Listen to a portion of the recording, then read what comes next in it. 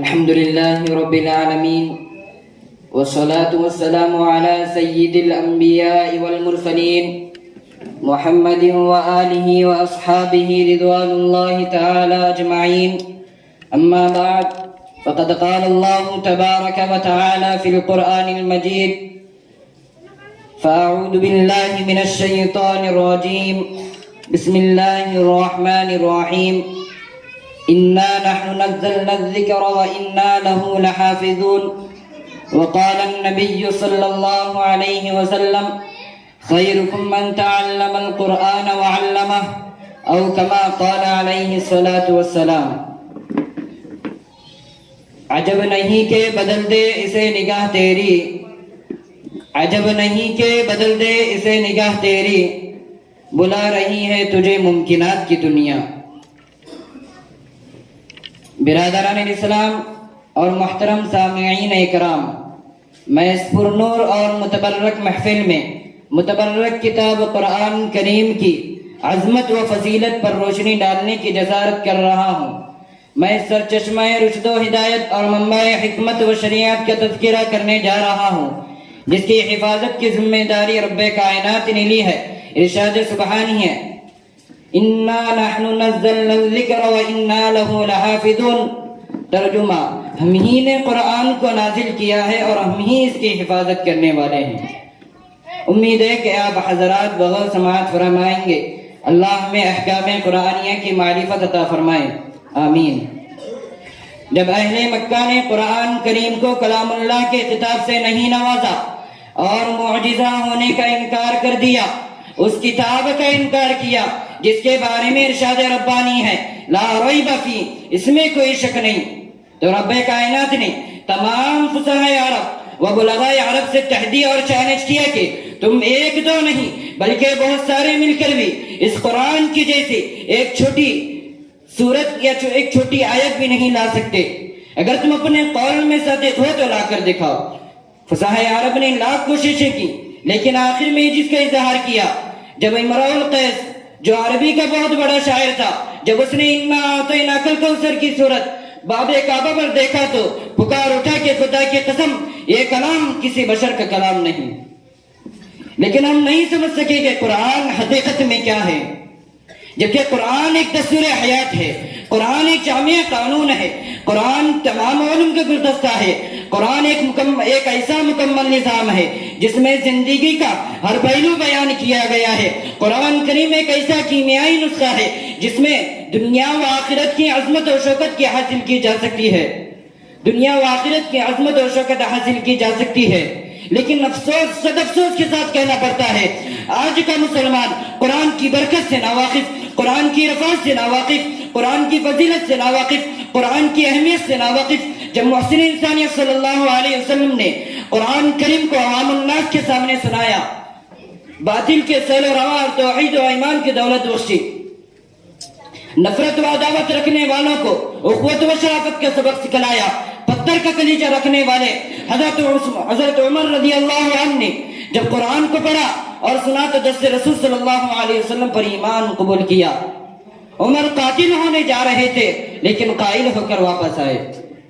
برادران مکرم، تاریخ کے اوراق شاہد ہیں، داستان عرب اختلافات، تنازعات، نفرت و عداوت، جہالت و گمراہی کی دلدل میں پھنسے ہوئے تھے، لیکن انہوں نے قرآن کریم کو دستور زندگی بنا لیا تو اختلافات کی جگہ اتحاد و اتفاق آ گیا، تنازعات کی جگہ اخوت و شرافت آ گئی، نفرت و عداوت کی جگہ محبت و صداقت آ گئی، جہالت و گمراہی کی جگہ توحید و تقوی کی ایسی نظیر پیش کی کہ مورخین اس کو لکھنے اور بیان کرنے سے قاصر ہیں.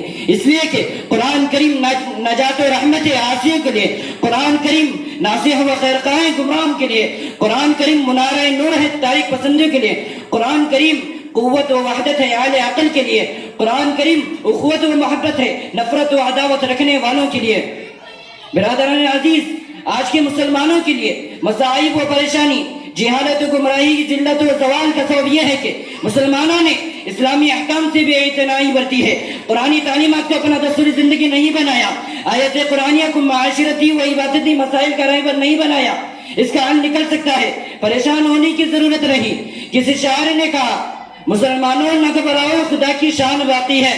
مسلمانوں نہ گھبراؤ، خدا کی شان باقی ہے، ابھی اسلام زندہ ہے، ابھی قرآن باقی ہے۔ آج بھی موقع ہے کہ ہم اپنے مردہ جذبات کو قرآن کی ضیاء سے روشن کر سکتے ہیں۔ قرآن ہمیں پکار رہا ہے، قُلْ يَا عِبَادِيَ الَّذِينَ أَسْرَفُوا عَلَىٰ أَنفُسِهِمْ لَا تَقْنَطُوا مِن رَحْمَةِ اللَّهِ إِنَّ اللَّهَ يَغْفِرُ الذُّنُوبَ جَمِيعًا إِنَّهُ هُوَ الْغَفُورُ الرَّحِيمُ۔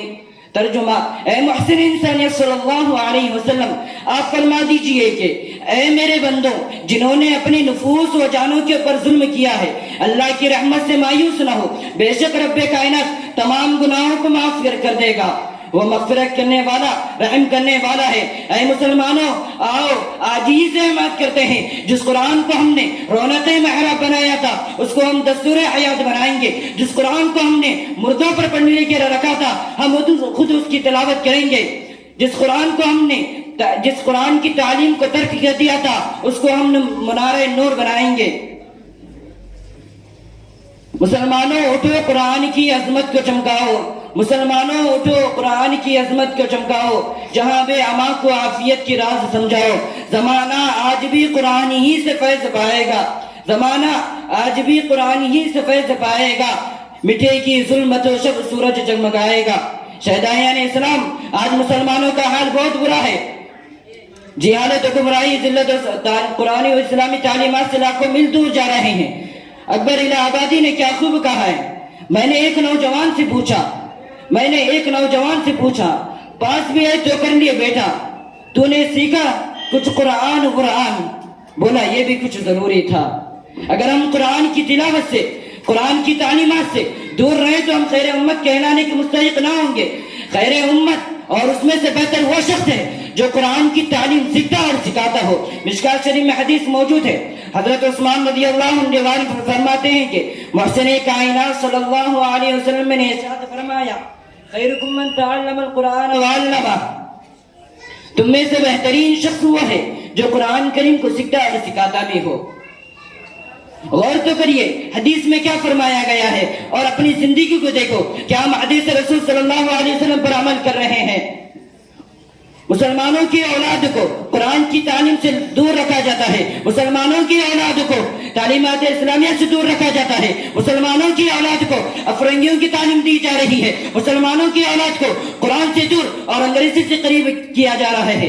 یاد رکھیں، یہ کلیسا کا نظام تعلیم ایک سازش ہے، فقط دین و مربت کے خلاف ہے۔ ہم یہ نہیں کہتے کہ انگریزی اور دوسری زبانوں کی تعلیم نہ دی جائے، ضرور دیں، لیکن سب سے پہلے ہم مسلمان ہیں، قرآن و حدیث کی تعلیم دیں۔